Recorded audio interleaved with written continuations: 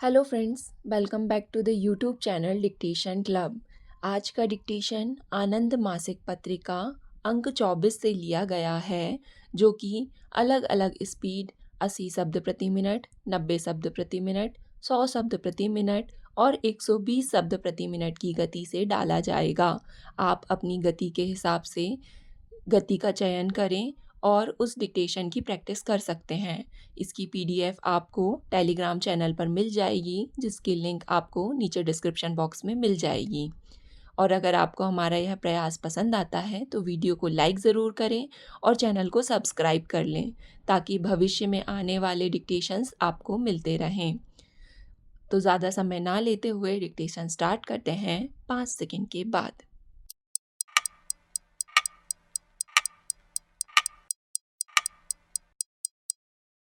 उपाध्यक्ष महोदय, मैं एक महत्वपूर्ण विषय सदन में उठाना चाहता हूँ। सरकार की तरफ से सारे देश में, देहात में और गांवों में कई तरह की योजनाओं की घोषणा की जा रही है। दुर्भाग्य है कि दिल्ली के अंदर राजधानी में सरकार की नाक के नीचे पिछले कई दिनों से वर्षा से जो भयंकर स्थिति बनी है, उस पर कोई काम नहीं हो रहा है। वर्षा के कारण यहाँ इतना पानी भरा है और हालत इतनी खराब हो गई है कि 1071 कॉलोनीज में पानी भरा हुआ है। कारण यह है कि सरकार की सूची में इन कॉलोनीज को अनधिकृत कॉलोनीज कहा जाता है। इस वजह से दिल्ली की सरकार वहाँ ना कोई विकास के काम कर सकती है और ना कुछ और निर्माण के काम कर सकती है। मैं चाहता हूँ कि केंद्रीय सरकार इन कॉलोनीज को अनधिकृत घोषित करे, ताकि वहाँ पर विकास एवं निर्माण के काम हो सकें। इस काम को करने में अगर कोई कानूनी अड़चन है तो उसको हल किया जाए। इन कॉलोनीज के लोग नारकीय जीवन व्यतीत कर रहे हैं। यहाँ घुटनों तक पानी चढ़ा हुआ है और सीवर का गंदा पानी उनके घरों में जा रहा है। यह स्थिति अगर राजधानी में है तो हमारे लिए यह लज्जा की बात है। मैं चाहता हूँ कि केंद्रीय सरकार शीघ्र अतिशीघ्र कॉलोनीज को अनाधिकृत सूची में लाए, ताकि दिल्ली की सरकार उन कॉलोनीज के विकास के लिए काम कर सके।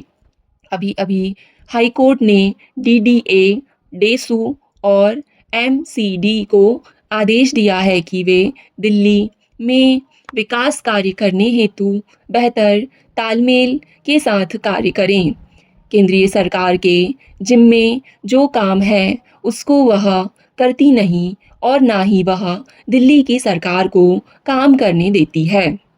इससे दिल्ली की सरकार के हाथ बंधे हुए हैं। इन कॉलोनीज में 48 लाख से अधिक लोग रहते हैं और वे बहुत ही नारकीय जीवन व्यतीत कर रहे हैं। पहले चरण में केंद्रीय सरकार और दिल्ली की सरकार मिलकर अस्थायी व्यवस्था करे, ताकि इस दिशा में कदम उठाए जा सकें और साथ ही केंद्र सरकार 1071 कॉलोनीज को अधिकृत स्वीकृति दे, जिससे दिल्ली की सरकार पूरा काम कर सके। बैंक कर्मचारियों के लिए पेंशन योजना पर 1993 में सहमति हुई। करारनामे के बाध्यकारी उपबंधों के बावजूद निजी क्षेत्र के अधिकतर बैंक योजना को कार्यान्वित नहीं कर रहे हैं। उपाध्यक्ष महोदय, वे कर्मचारियों को पेंशन का वितरण नहीं कर रहे हैं। करारनामे में सरकारी क्षेत्र और निजी क्षेत्र दोनों ने योजना को कार्यान्वित करने पर सहमति जताई है। 4 जनवरी 1996 को वित्त मंत्रालय ने पत्र संख्या F496A के माध्यम से एक निर्देश जारी किया और बैंकों से कहा कि यदि इस पर अंतिम रूप से सहमति नहीं हुई है तो भी वे सेवानिवृत्त कर्मियों को तदर्थ भुगतान करें। वित्त मंत्रालय से निर्देश मिल जाने के बावजूद अधिकांश निजी बैंक योजना को कार्यान्वित नहीं कर रहे हैं। वे सेवानिवृत्त लोगों को देय पेंशन का भुगतान नहीं कर रहे हैं।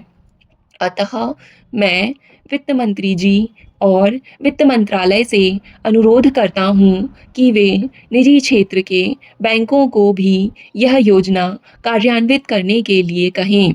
मैं मंत्री जी से तदर्थ आधार पर ही सही लेकिन भुगतान करने की व्यवस्था करने का भी आग्रह करूँगा। निर्देश मात्र देकर चुप रहने से काम नहीं चलेगा, इसलिए मंत्री महोदय हस्तक्षेप करें और बैंकों को सेवानिवृत्त लोगों को पेंशन का भुगतान करने हेतु बाध्य करें। मैं शून्यकाल के दौरान किसी बात का उल्लेख नहीं कर रहा हूँ। मेरी बात का संबंध शून्यकाल से नहीं अपितु भारत के संविधान के अनुच्छेद 105 और 75 से है, जो सदस्यों और मंत्रियों के अधिकारों के विषय में है। मैं इस मामले में आपसे तत्काल व्यवस्था देने की मांग करता हूँ, क्योंकि सदन 13 तारीख को स्थगित हो जाएगा। यदि यह व्यवस्था नहीं की जाती है तो मैं समझता हूँ कि निर्दोष सदस्यों को लगातार पेंशन परेशान किया जाता रहेगा।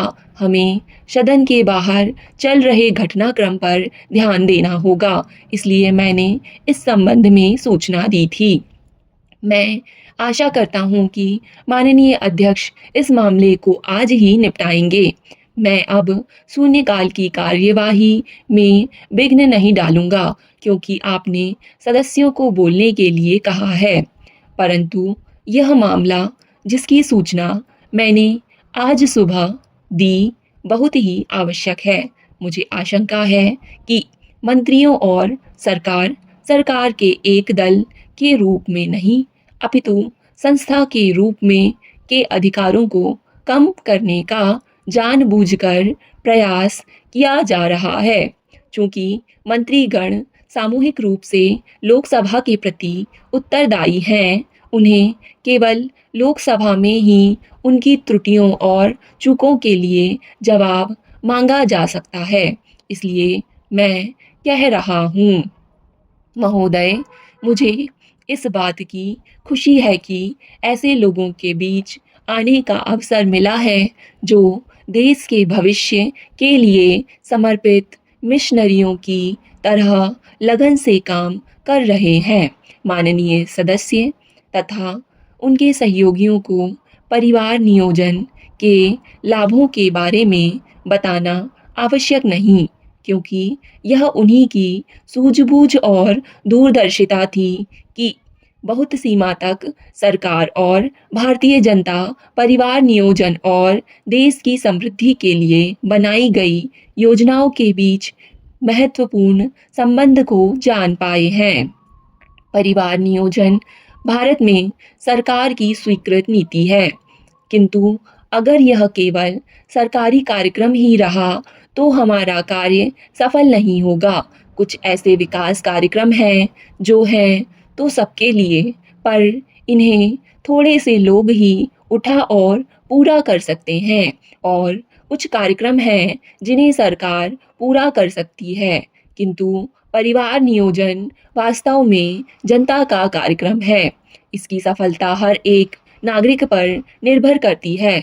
लोगों के पास जाना है, उन्हें समझाना है, उन्हें तैयार करना है और उन्हें आवश्यक सहायता देनी है ताकि वे परिवार नियोजन को अपनाएं। परिवार नियोजन का संपूर्ण सरकारी तंत्र, चाहे केंद्रीय सरकार का हो या राज्य सरकारों का, सहायता के लिए है। स्टॉप। डिक्टेशन पसंद आए तो वीडियो को लाइक तथा चैनल को सब्सक्राइब ज़रूर करें। धन्यवाद।